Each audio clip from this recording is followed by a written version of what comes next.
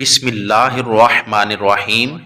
ایک دفعہ حضرت موسیٰ علیہ السلام مدین گئے تو وہاں دیکھا کہ ایک بہت بڑا کنواں ہے جس پر ایک بہت بھاری پتھر رکھا جاتا ہے۔ حضرت موسیٰ علیہ السلام نے دیکھا کہ لوگ بکریوں کو پانی پلا رہے ہیں، لیکن وہاں دو لڑکیاں ذرا دور ہو کر کھڑی ہوئی ہیں۔ حضرت موسیٰ نے ان لڑکیوں سے پوچھا کہ سب لوگ پانی پلا رہے ہیں، آپ اپنی بکریوں کو پانی کیوں نہیں پلاتی؟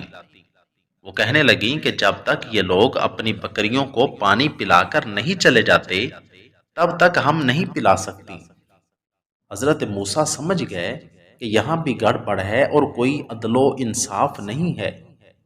جب وہ لوگ اس کنویں پر پتھر رکھ کر چلے گئے تو حضرت موسیٰ آئے اور اس وزنی پتھر کو ایک طرف الٹ دیا اور ان کی ساری بکریوں کو پانی پلا دیا تو وہ لڑکیاں اپنے گھر واپس چلی گئیں۔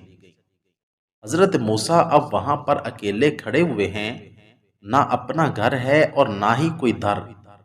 ایک درخت کے نیچے آتے ہیں اور کہتے ہیں، اے میرے رب، تو جو کچھ خیر نازل کرے میں اس کا محتاج ہوں۔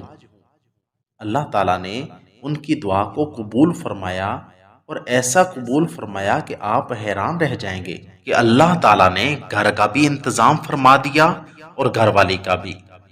جب وہ لڑکیاں اپنے گھر گئیں تو حضرت شعیب علیہ السلام نے دیکھا کہ وہ بکریاں خوب سیر ہو کر آئی ہیں، تو اپنی بیٹیوں سے پوچھا کہ یہ کیا ماجرا ہے؟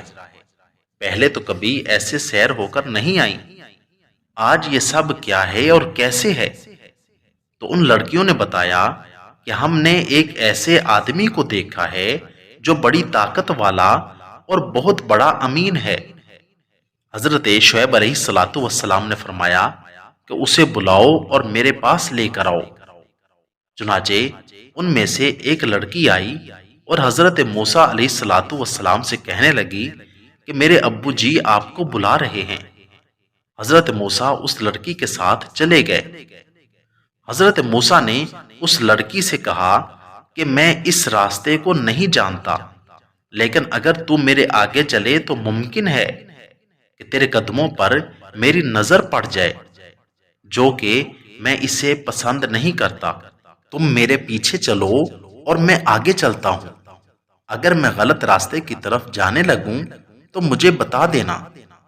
اللہ کے نبی کا عمل دیکھیں، یہ ہوتی ہے نبی کی عصمت۔ جب وہاں پہنچ کر حضرت شعیب علیہ السلام سے ملاقات ہوئی تو انہوں نے اپنی ایک بیٹی کا نکاح ان کے ساتھ کر دیا۔ اس طرح سے حق اور سچ کے بدلے اللہ تعالیٰ نے گھر بھی عطا فرما دیا اور گھر والی بھی۔ اس سے ہمیں یہ سبق ملتا ہے کہ مشکل وقت میں کسے پکارنا چاہیے اور مدد کس سے مانگنی چاہیے۔ اللہ تعالیٰ ہمیں حقیقی معنوں میں انبیاء کرام علیہم السلام کے نقش قدم پر چل کر حقیقی معنوں میں انبیاء کرام علیہم السلام کا وارث بننے کی توفیق عطا فرمائے۔ آمین ثم آمین۔